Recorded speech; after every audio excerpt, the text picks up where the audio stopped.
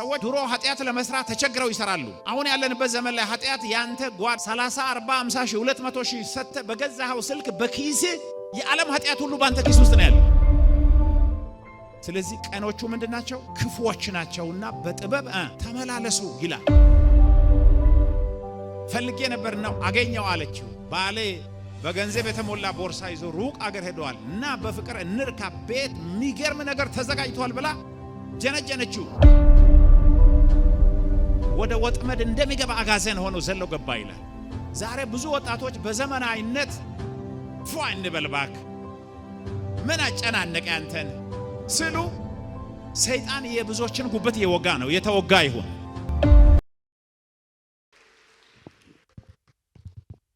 የጌታ በጎ ፈቃድ ሆኖ ፓስተር እንደተናገረው ከአርብ ጀምሮ ጋብቻን በእግዚአብሔር ቃል መነጽር እያየን እየተማርን ቆይተናል። እግዚአብሔር ስላበዛልን ጸጋና ምሕረት ስሙ ለዘላለም የተባረከ ይሁን። ዛሬ ደግሞ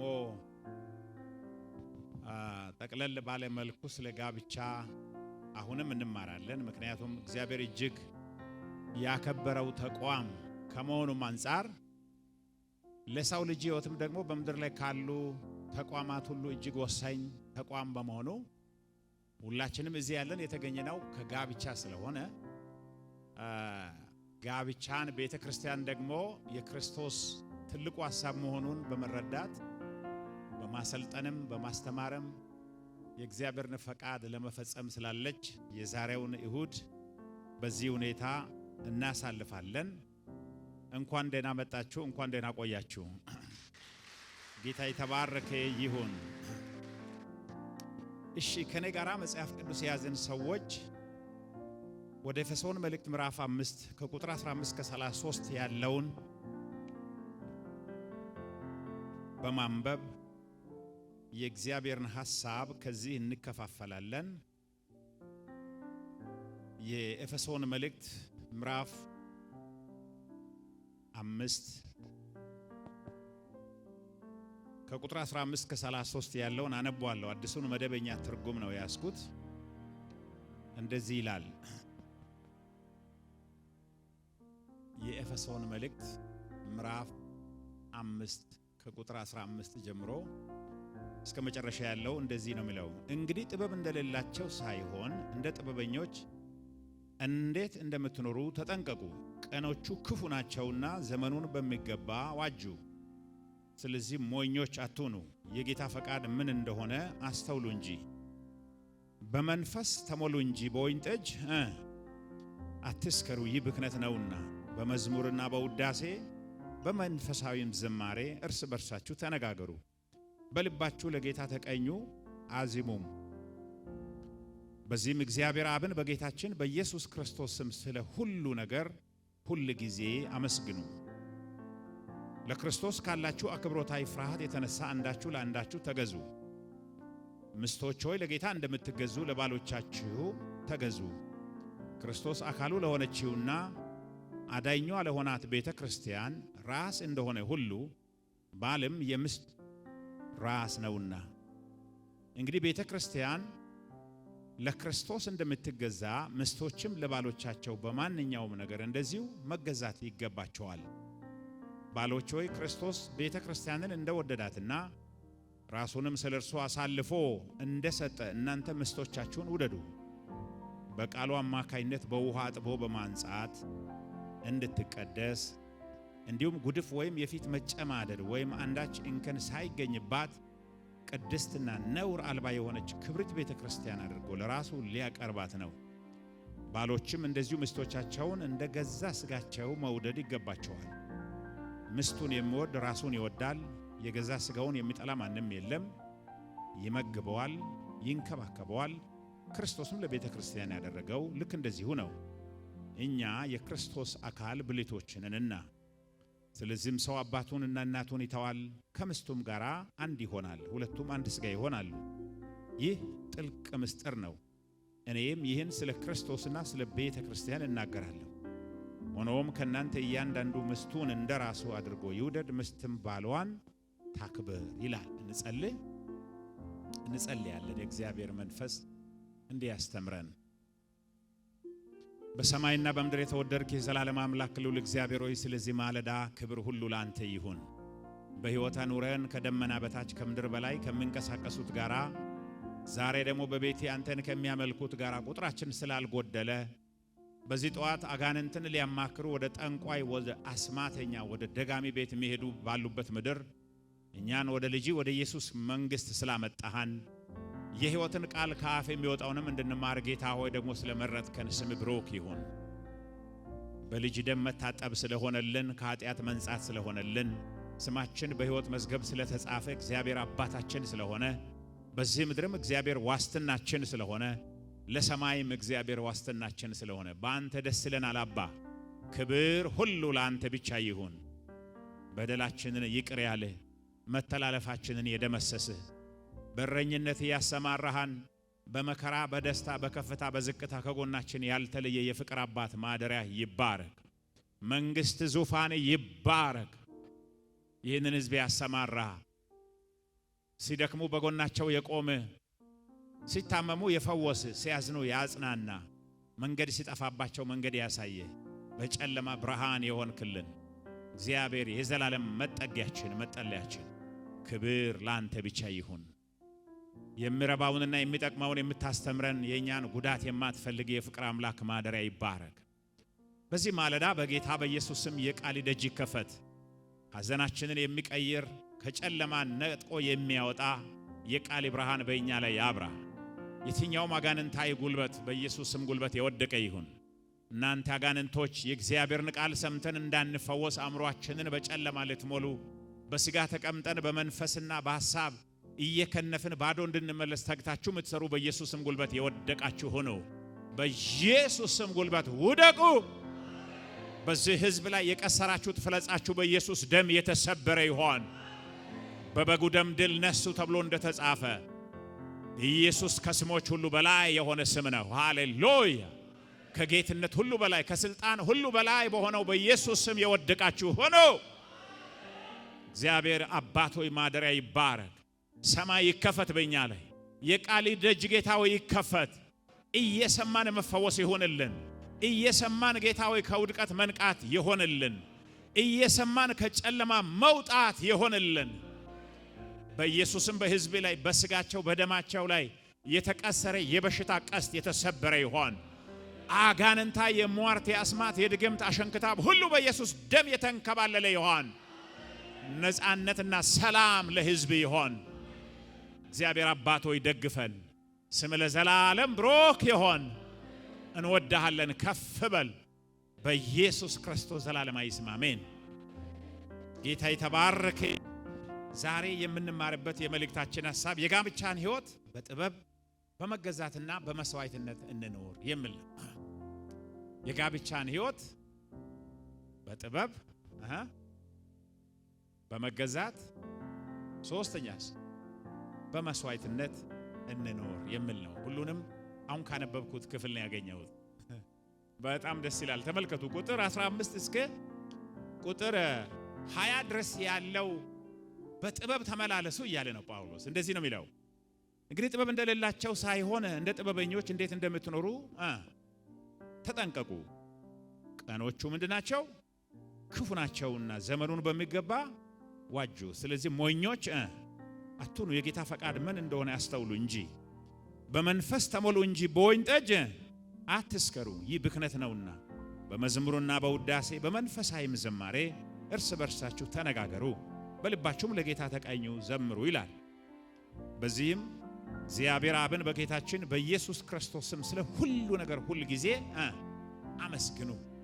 የጋብቻን ሕይወት የምንኖርበት ጥበብ መጽሐፍ ቅዱስ በብዙ መንገድ ያስተምራል። አንዱ ጳውሎስ እዚህ የሚናገረው ነው። ግን እንዳልረሳው ወደፊት ስለሚጠቅማችሁ አንድ ነገር እዚህ ከመልእክቴ ውጪ ነው፣ ግን አንድ የሚጠቅማችሁ ጥቆማ ለመስጠት ተከታተሉኝ። ቁጥር ይሄን በኋላ ስለማልነካው ብዙ ስለማላስረዳው ግን መንገድ አሳያችኋለሁ። ቁጥር 20 ላይ ምንድን ነው የሚለው? በዚህም እግዚአብሔር አብን በጌታችን በኢየሱስ ክርስቶስ ስም ስለ ሁሉ ነገር ሁል ጊዜ እያመሰገናችሁ ይላል። እግዚአብሔር አብን በማን በኩል አመስግኑ ነው የሚለው? አቤት! እግዚአብሔር አብን በማን በኩል? በክርስቶስ በኩል ምን አድርጉ? አመስግኑ። አንዳንድ ሰዎች እግዚአብሔር አብን በኢየሱስ በኩል ማመስገን አይፈልጉም። ጸሎታቸው ቀን ሙሉ ኢየሱስ ኢየሱስ ኢየሱስ ኢየሱስ ኢየሱስ ኢየሱስ ኢየሱስ ኢየሱስ ኢየሱስ ኢየሱስ ኢየሱስ ነው የሚለው። እንደዛ አይታችኋል?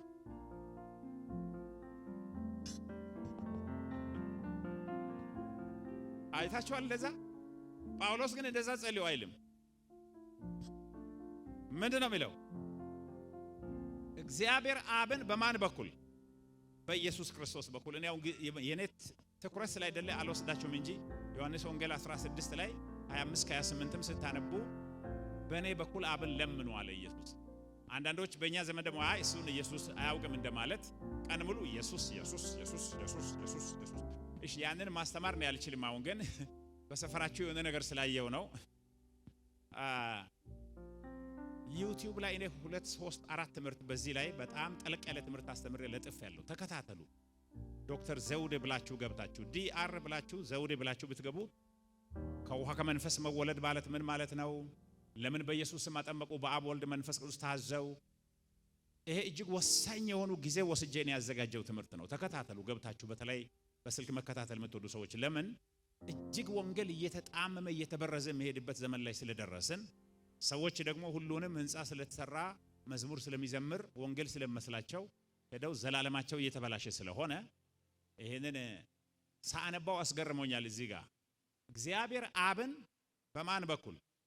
በክርስቶስ በኩል አመስግኑ ይላል እንጂ ቀን ሙሉ ኢየሱስ ኢየሱስ ኢየሱስ ኢየሱስ ኢየሱስ እያላችሁ አሉ አይልም መጽሐፍ። የመጽሐፉ ኢየሱስ አብ አለው። አሜን ነው፣ አሜን ነው፣ አሜን ነው። እሺ ጨርሻለሁ። ስለዚህ እኔ ሁሉም ባስተምር ደስ ባለኝ፣ ግን ጊዜ ስለማይፈቅድ ተከታተላችሁ ዩቲዩብ ላይ ተመልከቱ፣ ይጠቅማችኋል። ብዙ ጊዜ አጥፍቼ ነው ያዘጋጀሁት። በጣም የሚገርም ትምህርት ነው። ነፍሴ ተባርካለች፣ እንደምትባረኩ እርግጠኛ ነኝ። አሁን ወደ ተነሳንበት ስንመለስ ጋብቻን በሶስት መንገድ እንኖር ብዬ ተናግሬያለሁ። የመጀመሪያው በጥበብ፣ ሁለተኛስ በመገዛት፣ ሶስተኛስ በመስዋዕትነት። ሁሉም እዚህ ክፍል ነው ያለው። ቁጥር 15-20 ላይ ጳውሎስ ስለ ጋብቻ ለመናገር እየተንደረደረ ነገር ግን በጥበብ ኑሩ ብሎ ይጀምራል። ከዚያ በኋላ ወረድ ብሎ ቁጥር 22 እስከ ቁጥር 33 ላይ ለባሎችና ለሚስቶች ባለው መልእክት ላይ ደግሞ ምንድነው የሚለው? ሚስቶች በመገዛት ኑሩ ይላል። ከዚያ ባሎች በመስዋዕትነት ፍቅር ኑሩ ይላል። ይሄ ሶስት ቃላት ሁሉንም ነገር ይጠቀልላል። እሺ በጥበብ የሚለውን እንመለከታለን። በጣም የሚገርም ነው። እዚህ ጋር ጳውሎስ የሚናገረው አውዱን ስትመለከቱ ምዕራፍ 5 አጠቃላይ ከላይ ጀምረን በምናይበት ጊዜ ከእርኩሰት፣ ከኃጢአት፣ ከዓለማዊነት ጋር መደባለቅ አትችሉም። ይሄ ነገር አይጠቅማችሁም። ኢየሱስ ክርስቶስ ነፃ አውጥቷቸዋል። አሁን ግን ጥበብ እንደሌላቸው እንደ ዓለማውያን እንደ ሞኞች በደመነፍስ እንደሚመላለሱ ልትመላለሱ አትችሉም ይልና ዘመኑን ዋጁ ብሎ ምንድነው የሚለው? እዚህ ጋር የሚገርም ቃል ነው ጳውሎስ። ቀኖቹ ምንድናቸው? ክፉዎች ናቸው ይላል። ይሄ ቀኖች የሚለው ነገር፣ ዓለም የሚለው ነገር፣ ጊዜ የሚለው ነገር፣ የመጨረሻ ዘመን የሚለው ነገር ጳውሎስ እንደሚናገረው በሁለተኛ ጢሞቴዎስ ምዕራፍ 3 ላይ በመጨረሻው ጊዜ ግን ምን የሚሆን ዘመን? የሚያስጨንቅ ዘመን ይመጣል። ሰዎች ራስ ወዳድ ይሆናሉ፣ ገንዘብ የሚወዱ፣ ቅድስና የሌላቸው፣ እግዚአብሔርን ማያከብሩ፣ ለወላጆቻቸው ማይታዙ፣ የአምልኮት መልክ ያላቸው ኃይሉን ግን የካዱ ይሆናሉ ብሎ የተናገረውን አይነት ነው እዚህ ጋር የምናገረው። ቀኖቹ ምንድናቸው? ክፉዎች ናቸው ይላል። ዛሬ በሚዲያ የምንመለከተው ስለ ጋብቻ፣ ስለ ወንድ፣ ስለ ሰው ህይወት የሚተላለፉ መልእክቶች በዩቲዩብ ላይ፣ በቲክቶክ ላይ፣ በፌስቡክ ላይ፣ በተለያየ ማህበራዊ ሚዲያ ላይ የሚተላለፉ አጋንንታዊ ሐሳቦች ማዕት ናቸው። ስለዚህ ቀኖቹ ምንድናቸው? ክፉዎች ናቸውና በጥበብ ተመላለሱ ይላል። ይሄን ወደ ጋብቻ እስቲ እናምጣው። ትላንትና ባልና ሚስት ሆነው ከመጡት ሰዎች ጋር ለማንሳት እንደሞከርነው ጊዜውን ክፉ የሚያደርገው አንዱ ጋብቻን እጅግ የሚገዳደር የሚዋጋ አጋንንታዊ አሰራር በዚህ ምድር ላይ አለ። ምዕራፍ 2 ላይ ዘፍጥረት ላይ እግዚአብሔር ሰው ብቻውን ይሆን ዘንድ መልካም አይደለም ብሎ ከወሰነ በኋላ ለአዳም የጋብቻን ሐሳብ ከሚሰይማቸው ፍጥረታት እግዚአብሔር ሐሳብ ካፈለቀለት በኋላ እግዚአብሔር የመጀመሪያ ቀዶ ጥገና በአዳም ላይ ካከናወነ በኋላ ሔዋንን ሰርቶ አዘጋጅቶ አምጥቶ በኪዳን ከሰጠ በኋላ ይህች አጥንት ከአጥንት ስጋም ከስጋዬ ናት፣ ከወንድ ተገኝታለችና እሺ ሴት ትባል። ሰው አባቱና እናቱን ይተዋል፣ ከሚስቱም ጋር አንድ ይሆናል፣ ይጣመራል ብሎ በጣም የሚገርም ዝማሬ ዘምሮ ሚገርም ቃል ኪዳናዊ ንግግር ተናግሮ አዳምና ሔዋን ራቁታቸው ነበሩ፣ ምን አይሆኑም ነበር፣ አይተፋፈሩም ነበር ብሎ ካበቃ በኋላ ምዕራፍ 3 ግን ስንመጣ አዳምና ሔዋን በዛ ፍቅር ቀጠሉ። ምንድነው የሚለው? አዳም ወዴት ነህ ተብሎ ሲጠየቅ በገነት ምን ሆኛል? ተሸሽጌያለሁ። ምን ሆናል ብሎ ስለ ራቁቴን ሆኛለሁ፣ ቅጠል ለብሻለሁ፣ አንተን ማናገር አልችልም፣ በሐፍረት ውስጥ ነኝ፣ በድንጋጤ ውስጥ ነኝ አለ። አይታችኋል? እግዚአብሔር ያዘጋጀውን ክቡር ጋብቻ ሰይጣን እንዴት እንዳጨራመተው በውሸት ተስፋ ለእግዚአብሔር ትሆናላችሁ በሚል አይኖቻችሁ ይከፈታል በሚል በዚህ በውሸት ተስፋ ፕሮፓጋንዳ ሰይጣን ከኤደን ገነት እንዲባረሩ ከእግዚአብሔር ጋር እንዲጣሉ ምድር እንዲረገም ሰዎች እንዲራቆቱ ቅጠል እንዲለብሱ ሐፍረት ለብሰው እንዲቀሩ አደረገ። ዛሬ ያ ሰይጣን የለም።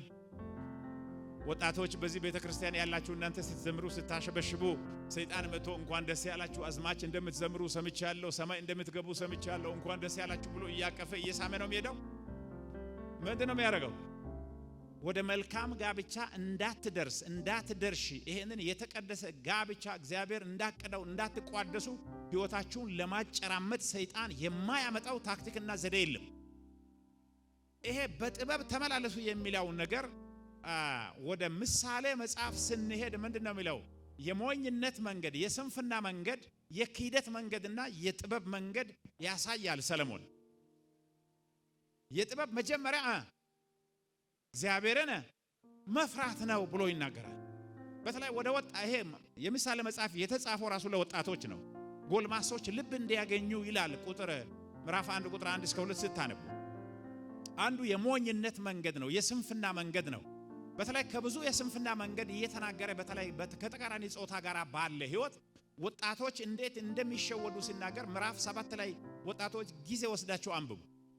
ሰለሞን እንደዚህ ነው የሚለው፣ አንድ ወጣት አየው በጎልማሶች መካከል ልብ የሌለውን በውድቅት ሌሊት ወጥቶ ሲሄድ አንዲት ሴት ልታገኘው ወጣች። እንደ ዝሙት አዳሪ ለብሳ ለማሳሳት ታጥቃ ጭህና ማን አለብኝ ባይናት ፈልጌ ነበርና አገኘው አለችው። ባሌ በገንዘብ የተሞላ ቦርሳ ይዞ ሩቅ አገር ሄዷል እና በፍቅር እንርካ ቤት የሚገርም ነገር ተዘጋጅቷል ብላ ጀነጀነችው። ይህ ጎረምሳ ተከትሎ ሄደ። ሰለሞን ምንድነው ብለው ጉበቱን ፍለጻ እንደሚወጋው ሳያውቅ ይላል ወደ ወጥመድ እንደሚገባ አጋዘን ሆኖ ዘሎ ገባ ይላል። ዛሬ ብዙ ወጣቶች በዘመናዊነት ፏ እንበልባክ ምን አጨናነቀ አንተን ስሉ ሰይጣን የብዙዎችን ጉበት የወጋ ነው፣ የተወጋ ይሁን። ስለዚህ ጳውሎስ ምንድነው ብለው በጥበብ ተመላለሱ ይላል። ዛሬ ሰይጣን ብዙዎችን እያረደ ነው። የዋህ ልጆች፣ ወጣቶች፣ እግዚአብሔርን የሚፈሩ የሚመስሉ ወጣቶች፣ የሚዘምሩ የሚመስሉ ወጣቶች በአውሬው ታርደዋል። የተወጋ ይሁን። በጥበብ ተመላለሱ። ያላገባችሁም በጥበብ ተመላለሱ፣ ያገባችሁም በጥበብ ተመላለሱ። ጴጥሮስ ከዚህ ጋር ምንድነው የሚለው? ዲያብሎስ የሚውጣውን ፈልጎ እንደሚያገሳ አንበሳ በዙሪያችሁ ምን ይሆናል? ይዞራል ነው የሚለው።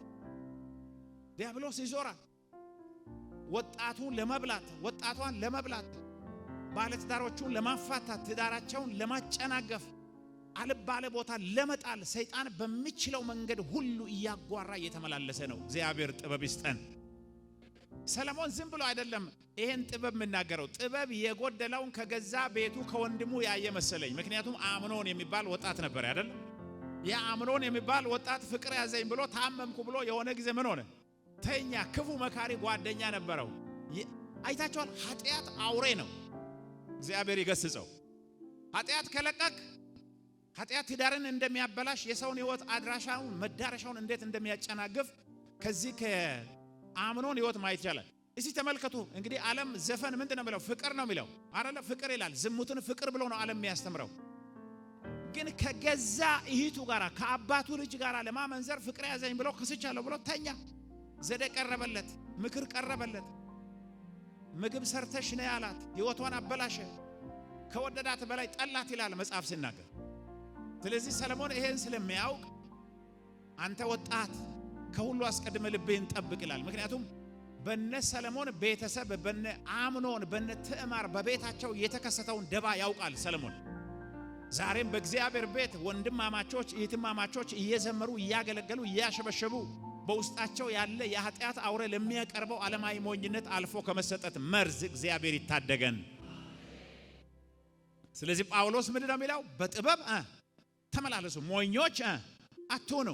ኃጢአት ለግለሰቡ ለሚደብቀው ለሚንከባከበው ለዚያም ሰው ኃጢአት አይራራለትም። እንደ ኃጢአት አውሬ የለም። የተወጋ ይሁን። ጳውሎስ ምንድን ነው የሚለው? በውስጤ ክፉን አያለው መልካም ለማግኘት ሳስብ ከእግዚአብሔር ሕግ ጋር የሚቃረን የኃጢአት ሕግ በአእምሮዬ ሌላ አለ። መልካም ለማድረግ ስፈልግ አልችልም ይላል። ኃጢአት እንዴት እንደሚያታግል ሲናገር።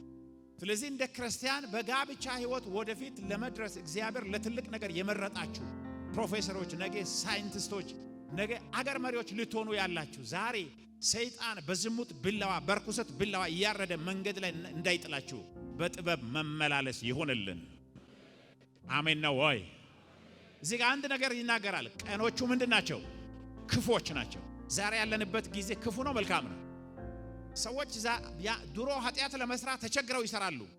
አሁን ያለንበት ዘመን ላይ ኃጢአት ያንተ ጓዳ 30 40 50 ሺህ 200 ሺህ ሰተ በገዛው ስልክ በኪስ የዓለም ኃጢአት ሁሉ ባንተ ኪስ ውስጥ ነው ያለው። አቤት ዘመኑ ክፉ ነው። እግዚአብሔር ይጠብቀን። ምንም ኃጢአት ለመስራት ብዙ መሄድ የለብን። ጠንቋዩም በቴሌግራም ስልኩን ልኳል። አስማተኛውም በቴሌግራም ደብተራውም ልኳል። ከዚያስ አስረግዞ ምጠፋውም በስመ ፍቅር ስልክ ልካል። መልእክት አለ ወደድኩሽ ይላል። ከሌቱ 7 ሰዓት ይደውላል። አቤት ኃጢአት ለመስራት እንዴት ምቹ ነው። በጥበብ ተመላለሱ። እግዚአብሔርን የመፍራት ጥበብ ይግዛን። የጥበብ ሁሉ ቁንጮ ማንን መፍራት ነው? እግዚአብሔርን መፍራት ነው። እግዚአብሔርን ካልፈራን የፈለገ ተማርን ብንል አውቃለሁ ብንል ጉዳዩ አይደለም። ኃጢአት ጨርግዶ ይጥላል፣ ይበላል። ስለዚህ ጳውሎስ ምንድነው ብለው? ክርስቶስ አዲስ ሰዎች ናቸው። ያው ከላይ ጊዜ ለመቆጠብ ነው ያላነበብኩ እንጂ ቁጥር 3 ላይ ማንኛውም የዝሙት ወይም የርኩሰት ወይም የስስት ነገር ከቶ በመካከላቸው አይሰማም፣ ይህ ቅዱስ ለሆነው ለእግዚአብሔር ሕዝብ አይገባምና የሚያሳፍር ተራ ንግግር፣ ዋዛ ፈዛዛ ለእናንተ ስለማይገባችሁ በመካከላችሁ አይኑር፣ ይልቁንስ የምታመሰግኑ ሁኑ። ይሄ ነው እንግዲህ ጥበብ ማለት ነው። ዝሙት እንደሆነ ከመጀመሪያ ጀምሮ የታወቀ ነው። በምንም ቋንቋ መቅረብ ይችላል። የሆነ ቦታ ግን ያርዳል። ምንም ጥያቄ የለው። በኋላ ያ አምኖን እህቱን አዋረደ።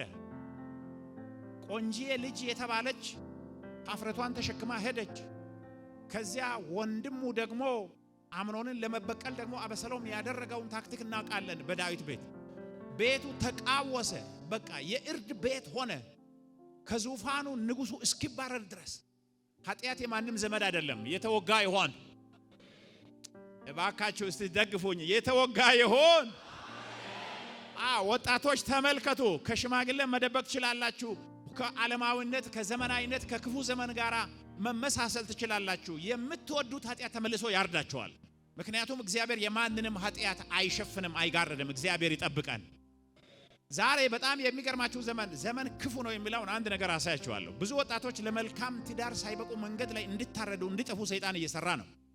ትላንትና እዚህ ከመጡ ሰዎች ጋር ለማየት እንደሞከርነው ራእይ መጽሐፍ ምዕራፍ 17 ላይ ያቺ በ7 ራስ ያለው አውሬ ላይ የተቀመጠች በብዙ ሕዝብ የተቀመጠች በጣም በሚያብረቀርቅ ሐምራዊ ልብስ ያጌጠች በእጇ የወርቅ ጽዋ የያዘች በወርቅ ጽዋ ውስጥ ግን እርኩሰት አጠምቃ ሞልታ ያዘች ዓለምን ሁሉ እያጎነጨች የምትሄድ ገለሞታይቱ ባቢሎን ይላል የእግዚአብሔር ቃል።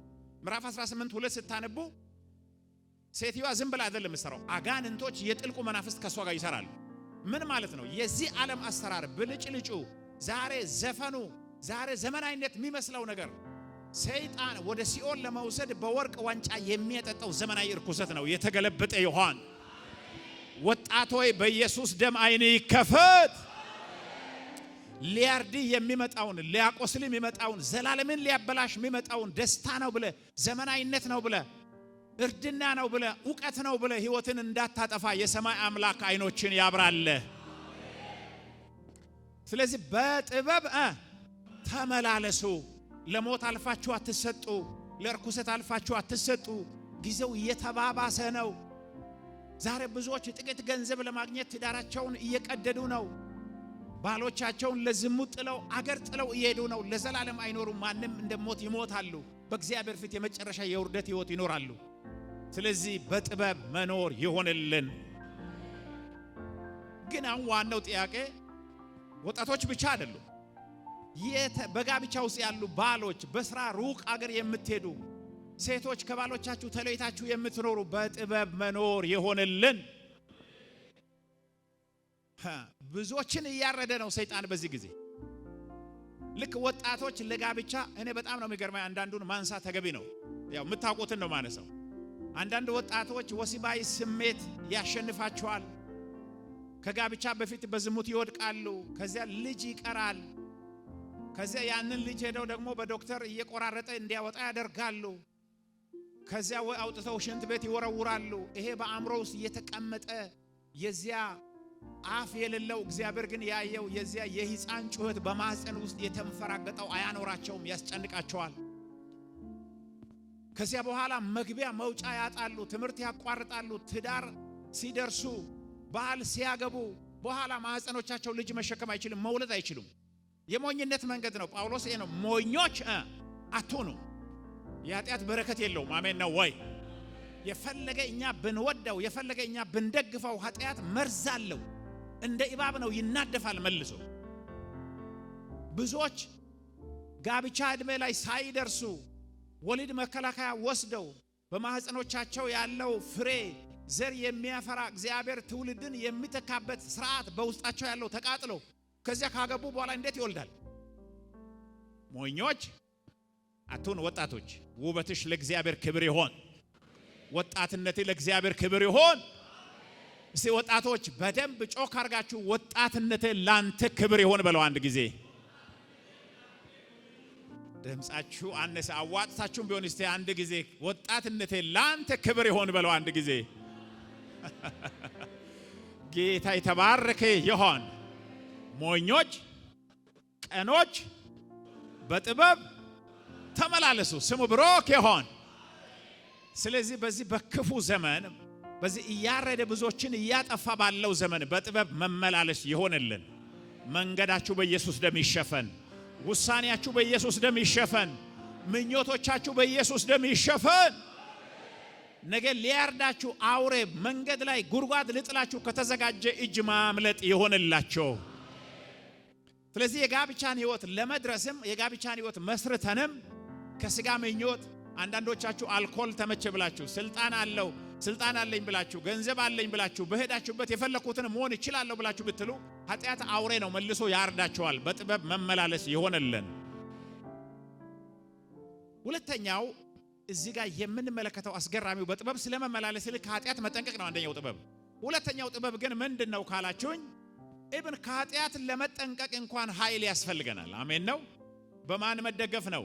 በመንፈስ ቅዱስ መደገፍ ነው። እንደዚህ ነው የሚለው አነባዋለሁ። ስለዚህ ሞኞች አትሁኑ ቁጥር 17 ካለ በኋላ የጌታ ፈቃድ ምን እንደሆነ አስተውሉ እንጂ ይልና ቁጥር 18 ለምንድን ነው ብለው በመንፈስ ተሞሉ እንጂ በወይን ጠጅ አትስከሩ፣ ይህ ብክነት ነውና። በመዝሙርና በውዳሴ በመንፈሳዊም ዝማሬ እርስ በርሳችሁ ተነጋገሩ፣ በልባችሁም ለጌታ ተቀኙ አዝሙም ይላል። በዚህም እግዚአብሔር አብን በጌታችን በኢየሱስ ክርስቶስም ስለ ሁሉ ነገር ሁሉ ጊዜ ምን አድርጉ? አሜን አመስግኑ። እግዚአብሔር አብን በኢየሱስ ክርስቶስ በኩል አመስግኑ። ቅድም እንደነገርኳችሁ ስንጸልይም እግዚአብሔር አብ ሆይ በልጅ በኢየሱስ ምስጋና ላንተ ይሆን። ይሄ የኛ ፎርሙላ ነው ወይስ የእግዚአብሔር መንፈስ በጳውሎስ በኩል የተናገረው የዘላለም ሐሳብ ነው? የዘላለም ሐሳብ ነው። ቅድም እንዳልኳችሁ ማያውቁ ሰዎች ይሄንን ኢየሱስ ያሉ 24 ሰዓት ይቆያል። ለማንኛውም ወደዛ ለደም ቅድም መንገድ አሳይቻችኋል። አሁን ግን ወደዚህ ስንመጣ በጥበብ የምንመላለስበት የዘመኑን ክፋት የምንለይበት በኃጢአት ከመወኘት የምንጠነቀቅበት ዘላለማዊ መለኮታዊ አቅም አለ። ደስ ይበለን። በመንፈስ ቅዱስ ተሞሉ እንጂ በወይን ጠጅ አትስከሩ። እሰይ በመንፈስ መሞላት ይሆንልን። በደንብ ስሙ። በጣም የሚገርም ነገር ነው ያለው። እኔ እግዚአብሔርን ወደዋለሁ፣ ማክበር ወደዋለሁ፣ ለርሱ መኖር እፈልጋለሁ፣ ግን ከአቅም በላይ ነው፣ ምን አረጋለሁ የምትሉ ሰዎች ካላችሁ አይዟችሁ፣ የእግዚአብሔር መንፈስ አለ። እስቲ የእግዚአብሔር መንፈስ አለ በሉ። ጌታ ኢየሱስ ክርስቶስ ራሱ ደቀ መዛሙርቶቹ እያዘኑ እሱ ወደ መስቀል እየወጣ ነገሮች በጣም እየተበላሹ የአይሁድ ሃይማኖት መሪዎች የፈሪሳውያን የጻፍት አድማ እየበዛ ሲመጣ በጣም ልባቸው በተሰበረ ጊዜ እንደዚህ አለ እኔ አባቴን እለምናለሁ ለዘላለም ከእናንተ ጋር የሚኖር ሌላ አጽናኝ ይሰጣችኋል እርሱም ዓለም የማያየውና የማያውቀው ነው ነገር ግን እርሱ የእውነት መንፈስ ስለሆነ በእናንተ ዘንድ ይሆናል በውስጣችሁም ይሆናል ይላል አባት እንደሌላቸው ልጆች አልተዋችሁም ይላል የእግዚአብሔር መንፈስ ይረዳል ኃጢአተኛውን ይደግፋል የትኛውም ሱስ ባንቺ ላይ ባንተ ላይ የቆየ የሰነበተ የአልኮል ጉልበት የዝሙት ጉልበት የአመጻ ጉልበት ካለ ከእግዚአብሔር መንፈስ የበታች ነው አረ የእግዚአብሔር መንፈስ ኃይል አለው እንዴት አታድርግ ብላ ትነጋገራለች እንጂ አባትን በሚያዋርድ ቃል አታወራ የጥበብ ቃል አላት መገዛት ይሆንልን እስቲ እናቶች ብቻ እንድገዛ እርዳኝ በሉ እስቲ ግድለም ከፍ አርጋችሁ አባት ሆይ እንድገዛ እርዳኝ በሉ እስቲ አሜን እግዚአብሔር ይረዳችኋል እናቶች ግን ይሄ ሰውዬ በእናቶች ብቻ አነጣጥሮ እስካሁን አልመለሳለ ለአባቶች የለም ብትሉ አለ ያው አሁን ነው የምናየው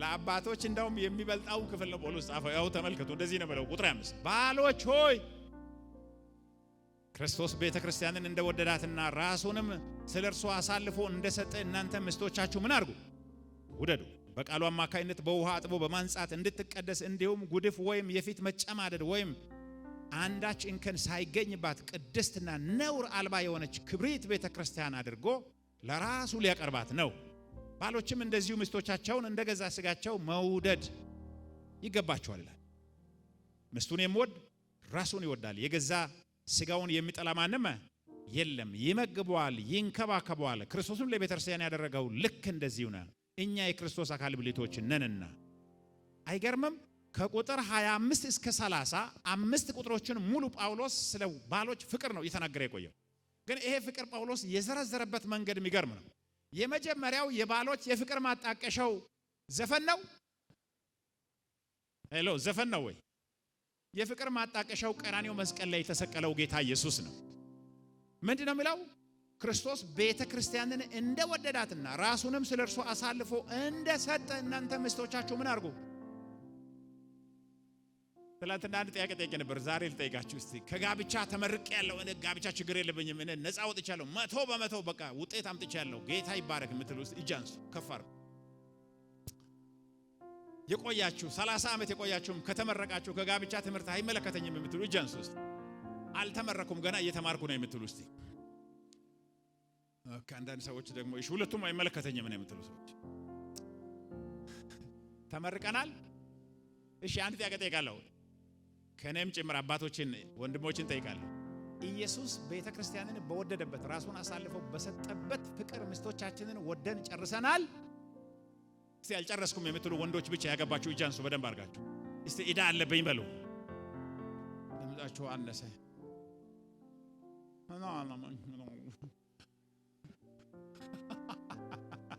እስቲ ኢዳ አለብኝ በሉ እስቲ አንዳንዱ ሚስት አታስ ይሄንን ማሰምታ ሄዳ በቃ የሆነ ነገር ትለኛለች ያለ ይመስል በቃ ስግድ ለምስ ኢዳ አለብኝ በሉ እስቲ ምክንያቱም ምንድነው የሚለው ጳውሎስ ክርስቶስ ቤተክርስቲያንን በወደደበት ፍቅር ሚስትን ውደድ እንዴት ነው የወደዳት ራሱን ለቤተክርስቲያን ምን አርገ አሳልፎ ሰጠ ይሄ የመስዋዕትነት ፍቅር የሚባለው ካስፈለገ እስከ ሞት የሚሄድበት ፍቅር ማለት ነው ስለዚህ ሚስት ችግር አለባት ትቆጣለች ትቸኩላለች አትሰማም ብትል ጳውሎስ እንደዚህ ይላል ኢየሱስ እኛ ስንቸኩል ሳንሰማ ጀርባ ያዞርን መስቀል ላይ ወጥቶ ሞቷል በኢየሱስ ፍቅር አፍቅራት ይላል ተመርቀናል ወይኔ ደምዘ ጠፋ ተመርቀናል ሰርቲፊኬቱም ያለ አይመስለኝም አንዱ ፈረንጅ እኛን ስለ ጋብቻ ሲያስተምር እንደዚህ አለ እኔ በጋብቻ አንዳንድ ጊዜ አልፎ ምናልባት ሲያመጣለው እንጂ አብዛኛው ጊዜ ኤፍ ነው ማመጣዋል አብዛኛው ጊዜ በቃ ጋብቻ ላይ እኔ ግሬድን ሳይ ውጤትን ሳይ አንድም ጊዜ ኤ+ ምናምን አልገባው ማለት እስቲ ኤ+ ውስጥ የገባችሁ ትላንትና ነግሬያችኋለሁ ጋብቻ ማለት ሁለት ኃጢአተኞች በአንድ ቤት የሚኖሩበት ተቋም ነው። አሜን። ወይኔ ብቻዬን ቀረሁ። ጋብቻ ማለት ሁለት ኃጢአተኞች በስንት ቤት? በአንድ ቤት። ለብጥበጣ የአንድ ሰው ኃጢአት አይበቃም? አይበቃም እንዴ? ይሄ ሰው አልገባው። ያንቺ ኃጢአት ብቻውን በቂ ነበር አገር ለማተራመስ። አሁን ደግሞ ሁለተኛ ኃጢአት ደርበሽ አንድ ክፍል ገብተሻል። ስለዚህ ጭቅጭቁ አለ፣ በደንብ አለ። ንትርኩ አለ፣ በደንብ አለ። ምስት ያላገባ ባል ያላገባች ብቻዋን ጊዜው ላይ ገንዘብ ላይ እንደፈለገ የሚኖር ሰው ጻድቅ ይመስላል። አንድ ላይ ሲኖር ግን የአንድ ሰው ቁጣ በቂ ነው። ግን ሴትዋ የራሷን ቁጣ ይዛ ከባሏ ቁጣ ጋር አንድ ላይ ለመኖር አንድ ክፍል ገብታለች። የሴትዋ ንዴት ብቻውን ይበቃ ነበር። ግን የሰውየውን ንዴት ጨምራ ደግሞ አንድ ክፍል ገብታለች። የእግዚአብሔር መንፈስ ካላገዘ በስተቀር ይቻላል? አይቻልም። ፈጽሞ መኖር አይቻልም። ግን ምንድነው ጳውሎስ የሚለው? ባሎች ሚስቶቻችሁን ኢየሱስ ቤተክርስቲያንን በወደደበት ራሱን አሳልፎ በሰጠበት በመስዋዕትነት ፍቅር በመለኮታዊ ፍቅር ውደድ ይላል። ይሄ የሚያሳየው ምንድነው? ደጋግመ ይቅር በላት፣ ይቅር በላት፣ ይቅር በይው፣ ይቅር በላት፣ ይቅር በይው። እዚህ ጋር ግን ተስፋ አትቁረጡ። ጋብቻችሁ ቢታመም እንኳን ተስፋ አትቁረጡ። ኢየሱስ ይፈውሰዋል። ኢየሱስ ያክመዋል። አሜን። ለኢየሱስ የማይቻል የለም። የወደቀን ትዳር ኢየሱስ ያነሳል። ስለዚህ ሁሉ ጊዜ ይቅርታ የተሞላበት ትዳር ነው። ስንት ጊዜ ነው ይቅር የምንለው በትዳር? 10 ጊዜ? 20 ጊዜ? ስንት ጊዜ? አቤት! እስቲ እስካሁን ስንት ጊዜ ነው ይቅር ያላችሁት? እናንተ ቤት ብቻ ያለ ይመስላችኋል ያ ችግር? ፈረንጁ ጋር አለ፣ አበሻው ጋር አለ፣ ሽማግሌው ጋር አለ፣ ፓስተሩ ጋር አለ። ይቅርታ መድኃኒት ነው። አሜን ነው። ይቅር ለማለት መዘጋጀት፣ የእግዚአብሔር መንፈስ አሁንም እንዲረዳ መጸለይ፣ በጋራ መጸለይ፣ ቃሉን ማንበብ፣ አብሮ መዘመር፣ መንፈስ ቅዱስን መጥራት። በዚህ ነዳጅ በዚህ ኃይል ትዳርን እንመራለን። በስጋ ጉልበት ዘፈን አድምጠን ቲክቶክ ላይ ጊዜ አጥፍተን ፌስቡክ ላይ አምሽተን ትዳር መምራት አይቻልም። የእግዚአብሔር ቃል ጉልበት ይሆናል። አንድ ላይ የሚጸልዩ ባለትዳሮች አንድ ላይ ይዘልቃሉ ይላሉ ቅዱሳን። ስለዚህ የሚጸልይ ሰው የእግዚአብሔርን መንፈስ የሚጠራ ሰው ትዳሩ ፍጹም ስለሆነ አይደለም። እኔ እንዳውም እንደዚህ እላለሁ፣ አይደለም የኛ ትዳር የኢየሱስና የቤተክርስቲያንም እንኳን ፍጹም አይደለም። እሱ መጨረሻ ላይ ፍጹም ሊያደርግ ማለት ችግሩ ኢየሱስ ጋር አይደለም ያለው። ማን ጋር ነው ያለው? ሙሽራው ማን ነው ማለት? ሙሽሪት ማን ናት? ቤተክርስቲያን ማን ነው? ጣሪያ ነው? ሸክላ ነው? ግድግዳ ነው? ማን ነው ቤተክርስቲያን? እሺ እኔ ለኢየሱስ ፍጹም ነኝ? ፍጹም ነኝ ወይ? ስለዚህ ኢየሱስ በጸጋ ነው የተቀበለኝ፣ በነፍጹምነት ነው የተቀበለኝ። እስቲ እኔን በጸጋ ተቀብሎኛል የሚል ሰው እስቲ። በትዳርም እርስ በርስ በጸጋ መቀባበል ይሆንልን። አይታችኋል? ትዳር ልጅ ከመውለድ ወሲብ ከመርካት እንደገና ደግሞ በማህበራዊ ህይወት ገንዘብ ሰብስቦ ፎቅ ሰርቶ ዝነኛ ሆኖ ሱፍ ለብሶ ከመኖር ያለፈ ትርጉም አለው። ኢየሱስ መታየት ይፈልጋል። በባሎች መስዋዕትነት ኢየሱስ መታየት ይፈልጋል። ይህ ይሆንልን። አሜን ነው። በእውነት ይሄንን ማድረግ ይሆንልን። ስለዚህ እናቶች ባለ ዕዳ ናችሁ፣ አባቶች ባለ ዕዳ ነን። ምክንያቱም ምንድነው የሚለው? ለእናቶችም እኮ የምናገረው ቤተ ክርስቲያን ለክርስቶስ እንደምትገዛ በማንኛውም ነገር ሚስቶች ለባሎቻቸው ምን ይሁኑ? ይገዙ ይላል። እሺ እናቶች ለባለ ተገዝቼ ጨርሻለሁ፣ እኔ 100% ተገዝቻለሁ፣ ችግር የለብኝም የምትሉ እጅ አንሱ እስቲ። አንድ ጊዜ ችግር አለብኝ የምትሉ ደግሞ እስቲ እጅ አንሱ። ሁለቱንም ሰው እስቲ ችግር አለኝ የምትሉ መገዛት ችግር አለኝ እህቶች እስቲ አሳዩ፣ ተባረኩ። ፍጹም አይደላችሁም። ጌታ እኮ ያውቃል። ምንም የሚያሳፍር ነገር የለም። ጌታ ከነድካማችን ይቀበላል። አሜን ነው። በትዳር አንዱ አደጋ ምንድነው? ቅጠል ለብሶ መሰወር። እግዚአብሔር ከዚህ ይጠብቀን። ሔዋንና አዳም ከእግዚአብሔር ፈቃድ ሲወጡ ምን ነበር የመረጡት? ቅጠል አገለደሙ፣ ከእግዚአብሔር ተሰወሩ፣ በኀፍረት ተከደኑ። በቃ ዞር ብለው ብዙ ቤተሰብ ላይ የተበላሸ ነገር አለ። ቅጠል የለበሱት ነገር አለ። አንድ ላይ አይጸልዩም፣ አንድ ላይ አያነቡም፣ አንድ ላይ አይመካከሩም፣ አንድ ላይ ይቅር አይባባሉም፣ ድካማቸውን አያወሩም። ቅጠል ለብሰው ዝም ብሎ ውጪ ላይ ብቻ አለ። በኢየሱስም ፈውስ ይሆንላቸው። ቁጭ ብሎ ማውራት መነጋገር፣ በቃ በተለይ ኃጢአታችሁን መናዘዝ የምችሉበት ወሳኝ ቦታ ቤተሰብ ውስጥ ነው። ባልና ሚስት ማለት ከኔ ቀርቷል በሉ፣ በቃ ችግር የለም ይቅርታ በሉ። ይቅርታ ስትሉ በቃ የሆነ ነገር ይወድቃል ከሰውየው። አሜን ነው። በቃ የሆነ ነገር እሺ ስትሉ ይወድቃል። ባሎች የመስዋዕትነት ፍቅር ብዙ ጊዜ የሚመስለን ምንድነው? በተለይ በሰርግ ቀን ቬሎው፣ ሻማው፣ ቀጥሎስ ሚይዘው፣ ሱፉ፣ በዚያ የተደረደረው የምግብ አይነት ክትፎው፣ ቁርጡ፣ ቀይ ወጡ የተደረደረው በቁርጥ ሰፈር ቢላዋው ሁሉ ስታይ ሰማይ የገባ ይመስላል አይደለም? ሙሽራውና ሙሽሪት ማለዳ ላይ ምንድነው የሚመጣው? ኢዳ መጣ። እኔ ሳውቅ ነበረ ታው ስልህ ነበረ መጀመሪያ አይጀምርም? ይጀምራል። በቃ ወዲያው ይቅር ተባባሉ፣ ይቅር ተባባሉ፣ ይቅር ተባባሉ። አሜን ነው። ፍጹም ጋብቻ አለ? ሄሎ፣ ፍጹም ጋብቻ አለ እንዴ? የለም። ይቅር ተባባሉ፣ ይቅር ተባባሉ፣ ይቅር ተባባሉ። የመጀመሪያው የባል የፍቅር ማጣቀሻው ቀራንዮ መስቀል ነው፣ የኢየሱስ መስዋዕትነት ነው። ሁለተኛው ግን የራሱ አካል ነው። ትላንትና ወዲያ እዚህ ጋር ለሚማሩ ባለትዳሮች ነግራለሁ። እኔ ባደኩበት ገጠር ቤተክርስቲያን አንዱ መጋቢ ሲያስተምረ እንደዚህ አለ። ባሎች ሚስቶቻችሁን እንደገዛ ስጋችሁ ውደዱ ብሎ ሲናገር ከገበያ እንደገዛችሁት ጎድን ስጋ እንደ ሽንጥ ስጋ አድርጋችሁ ሚስቶቻችሁ ውደዱዋል። ጳውሎስ እንደዛ ማለቱ ነው። ጠማማ ትርጉም ነው አይደለ? እንደ 1 ኪሎ ስጋ ቢሆን ቀላል አይደለች? ምን አለች? ገዝቶ መገላገል ነው። ምንም ጳውሎስ እንደዛ ያለ አይደለም። እንደ ራስ ስጋ ለራሳችን ስጋ አንራራም ወይ? ጫማ ሲጎል ለወንዶች ምንድን ነው የምታደርጉት? አዲስ እንገዛለን። ኮት ሱሪ ሲጠፋስ፣ ቁርጥ ካሰኘንስ ሄደን ጥሩግ ነው የምናደርገው። እንደ ገዛ ስጋ ስል ምን ማለት ነው? ምስት ስጋ ናት፣ አንድ ስጋ ናት። አባቱና እናቱን የተዋሉ ሁለቶች ስንት ይሆናል? አንድ ስጋ። ያቺ አንድ ስጋ ያ አዳም ሲናገር ይህች አጥንተ ከአጥንተ ይህች ስጋ ከስጋዬ ስጋ ናት። እንደገዛ ስጋ አንተን መብላት እንደሚያምር፣ መልበስ እንደሚያምር፣ መታከም ለአንተ እንደሚያስፈልግ ሲጎላት በምችለው ሁሉ ማከናወን አለብህ ይላል። እንደው ጳውሎስ ወሲባዊ ህይወት ላይ ሁሉ ያንተ አካል ያንተ ብቻ አይደለም፣ ያንቺም አካል ያንቺ ብቻ አይደለም ይላል። አንድ ስጋ ናችሁ ነው የምትኖሩት ይላል። በጣም የሚገርም ነገር ነው። እንደገዛ ስጋ። እዚህ ጋር የሚገርመው ነገር ሁላችንም አንድ እኛ ራስ ወዳዶች ነን።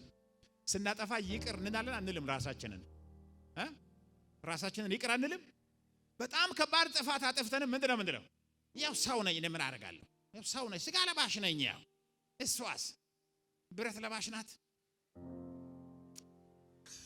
እሷ ስታጠፋ የቁጣ ውርጅብኝ፣ አንተ ስታጠፋ ያው ስጋ ለባሽ ነኝ ምን አደርጋለሁ? ያው ሰው ነኝ ነኝ። እሷም ሰው ናት። አይታችኋል? እንደገዛ ራሴ አድርገህ ውደዳት ማለት ራስን ይቅር እንደምትል፣ ራስን ምሕረት እንደምታረግ፣ በራሴ ላይ እንደማትጨክን፣ በስተቴ ላይ እንደማትጨክን፣ በኃጢአቴ ላይ እንደማትጨክን። አንድ ጊዜ አንዱ ወታደር ቤት ሄደ። ሴትዮዋ ቆየች፣ በኋላ ደከመች፣ በምንዝርና ወደቀች። ሲመጣ አርግዛለች። ወታደሩ እሳት ጎርሶ ቁጭ አለ። ቸርች መጣ። መሪዎችን ባለቤት ብዬት ትቼጄ እንደዚህ ሆና ፈታታለው ልጆች ይበተኑ ምናምን ብሎ ፎከረ። መሪዎች ሁሉ ፈሩ፣ ተንቀጥቅጠው። ወታደርም ስለሆነ አንዱ ሽማግሌ እኔ አስታርቃለሁ እንሂዳለን። እንዴት ታስታርቃለህ? አስታርቃለሁ ነው፣ ችግር የለም ተናገረ። ሁሉ ለፈለፈ። እሺ ችግር የለም በድላለች። አንተም እንግዲህ 8 ዓመት ቆይታል። እስከ ዛሬ ከሴት ጋር አረከስከም አለ።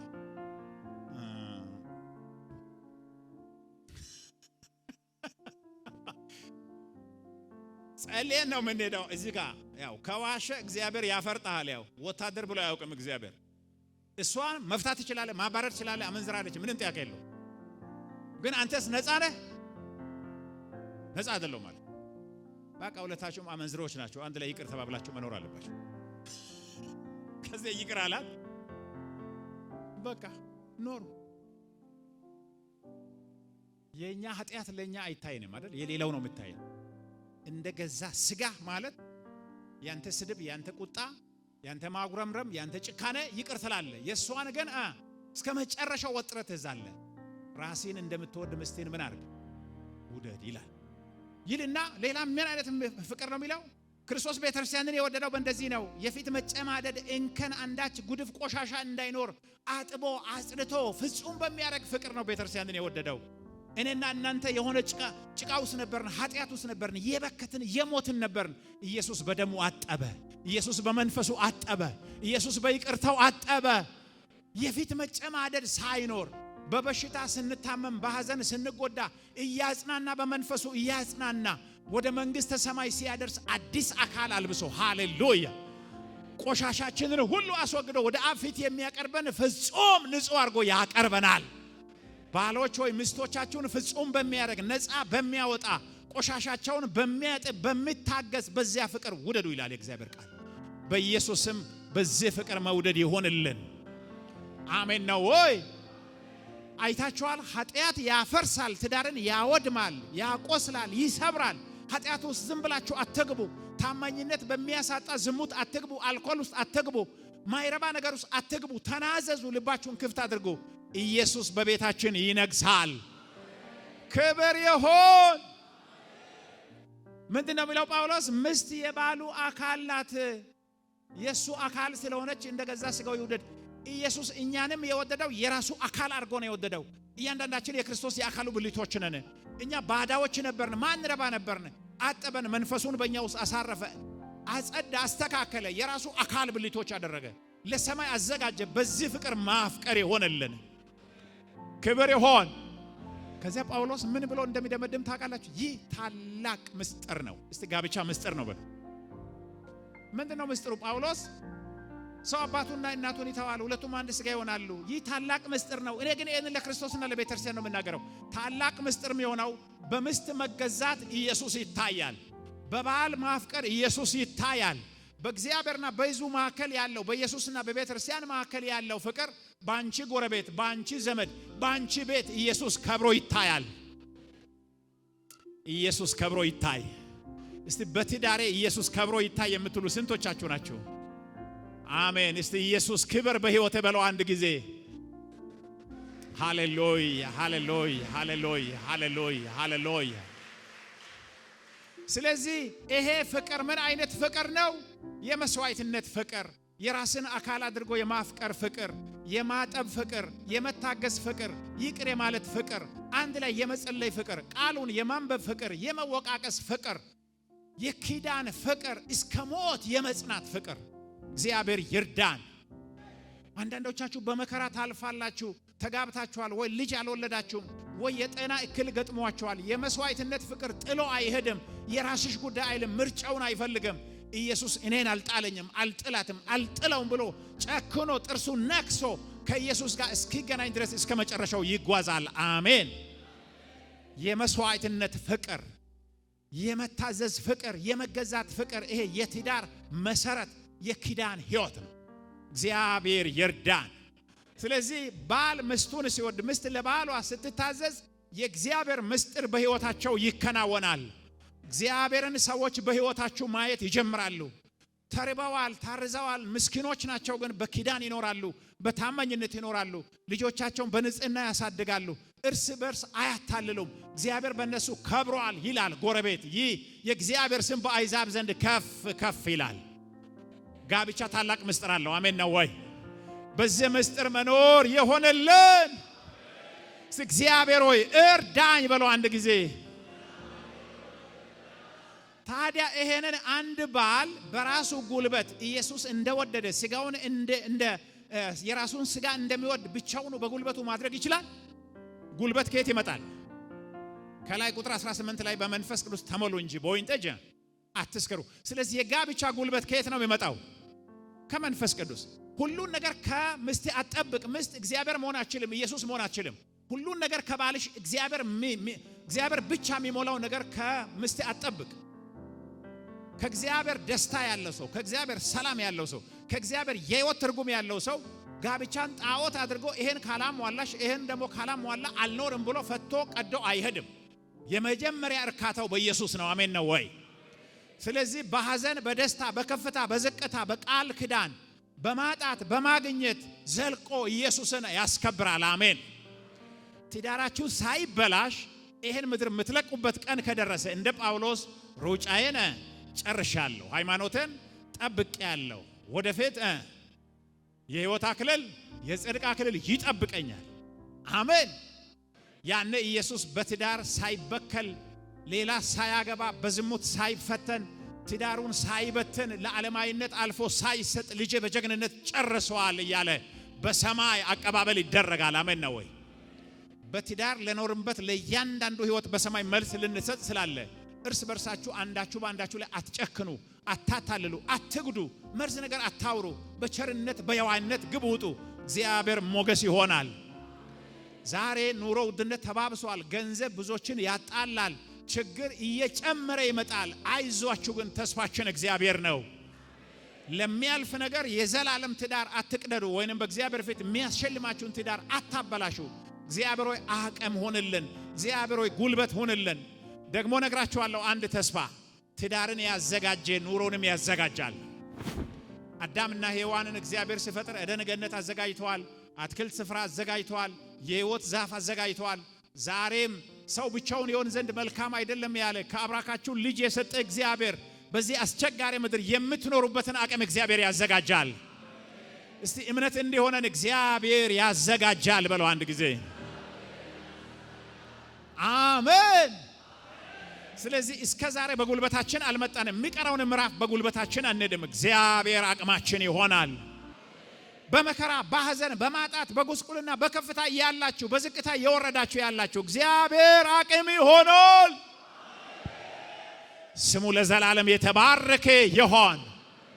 ስለዚህ ትዳርን በጥበብ ከኃጢአት በመራቅ ጥበብ፣ በመንፈስ ቅዱስ በመሞላት ጥበብ፣ ሁለተኛስ በመገዛት፣ ሶስተኛስ በመስዋዕትነት መኖር ይሆንልን።